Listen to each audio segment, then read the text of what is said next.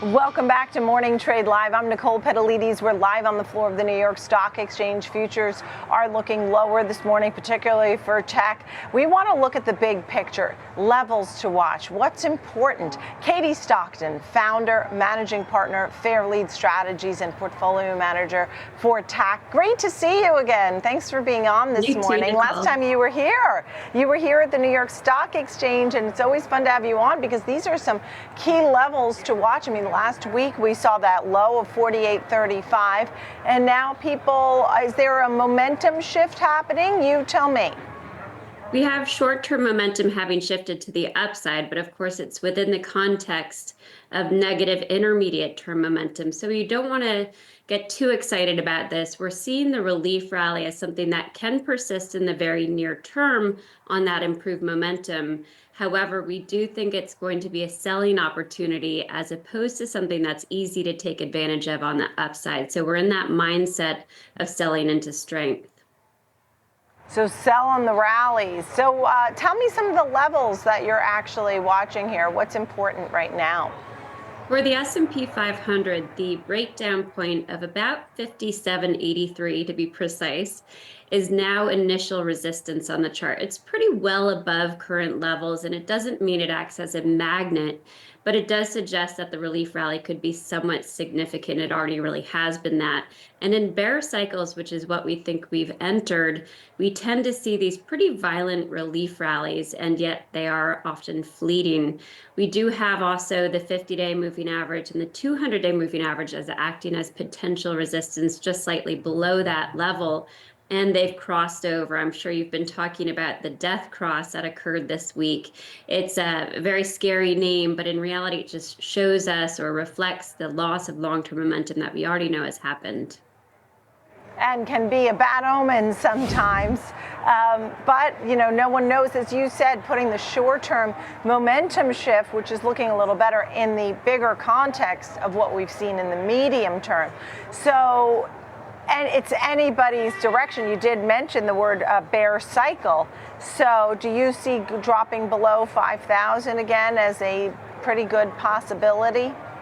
I think so. And I think in a bear cycle, we have to trust that you'll see lower lows. So that would include a lower low, even potentially below that 48.35 area that you cited. The support that we're watching is roughly 51.25.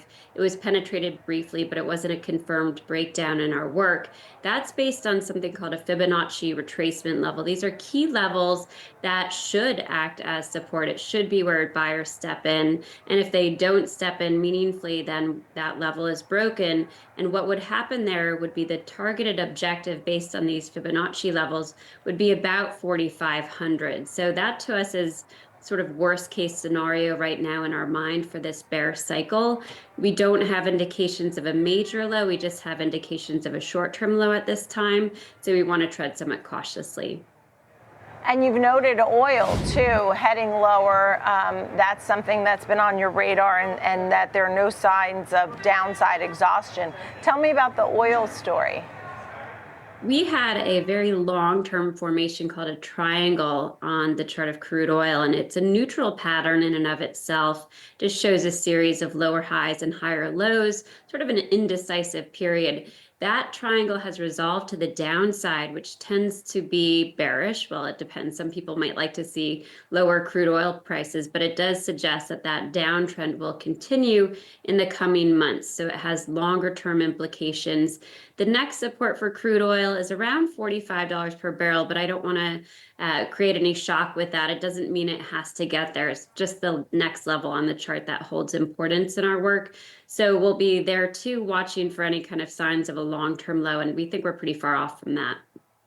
Wow, $45. Imagine lack of demand. Is that the big story here?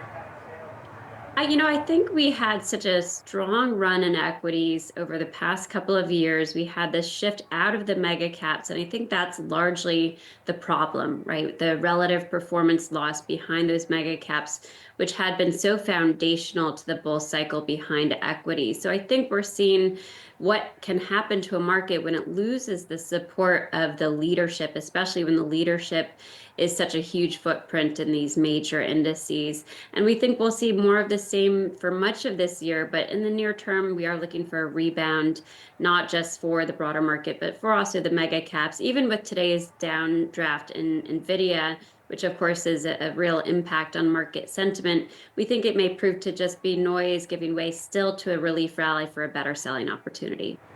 Yeah, and look, I mean, now we're likely to see at least the NASDAQ opening to the downside here, though it was trying to have a winning week. The 10-year bond yield has been steady lately. It's at 4.32%. What do you see there? What's an important level to watch when it comes to the 10-year bond?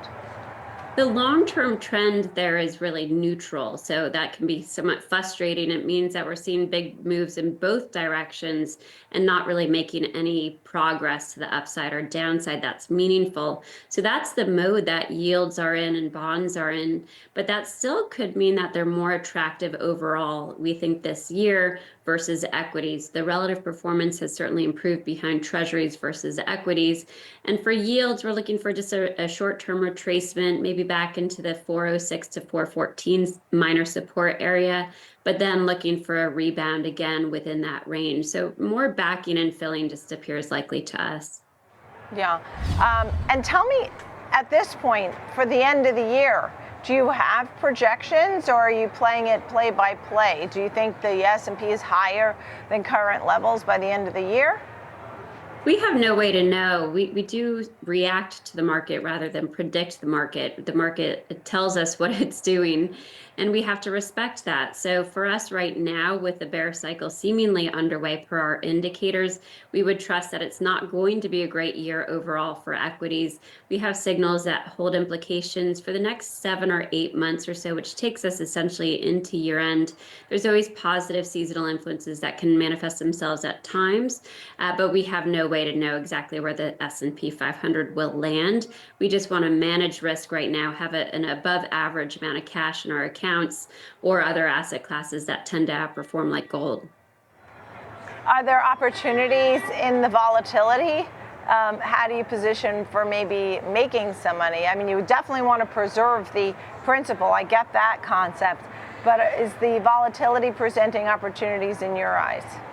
Of course, for traders, they can find counter trend indications. They just have to be very nimble and very close to the markets and have an eye always towards risk management, whether that's through a stop loss discipline or options, something like that. So we think it is also a trader's market when volatility is elevated, but we just would caution that you need to be really on top of these swings, even looking at intraday charts, not just daily bar charts, looking at perhaps hourly charts to help guide your positioning when we have these swings intraday of several percent at a time.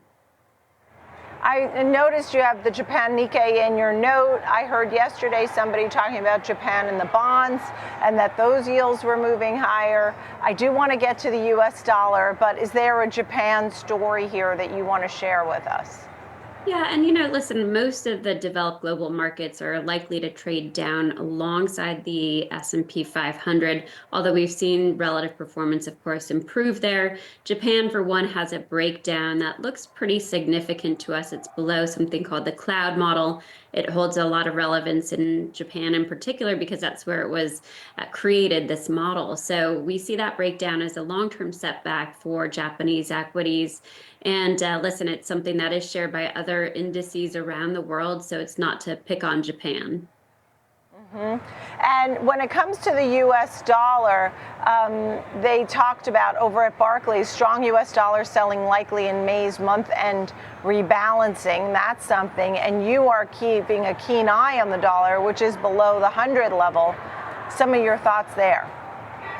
We believe a big breakdown is underway for the dollar index, which is primarily dollar versus euro. And that breakdown does suggest that we'll see additional dollar weakness over the coming months, if not longer. However, in the near term, we do have some counter trend indications. We use the DeMark indicators to that end, and we have counter trend signals unfolding, including in the euro, which has a breakout in correspondence with that dollar index breakdown, but looks poised for a short-term pullback or consolidation as the recent gains in the euro against the dollar are digested. Can we compare this time to anything historical? Is it similar or different? Quickly before the bell rings. Well, always, from us, like it's all momentum, right? We can always find a past environment that's similar. So in our indicators, we have the most similarities to early 2022, unfortunately. I see. All right. Well, Katie Stockton, it's great to speak with you of Fair Lead Strategies. Great to have you on to take a look at some of these key levels. Appreciate it. We're moments away from the opening bell, folks. Thank you, Katie, where she says it's possible to go below 5,000. It's possible to go and test those lows of last week of 48.35. We could go below that too. While short-term momentum was looking good, the bigger picture, the medium term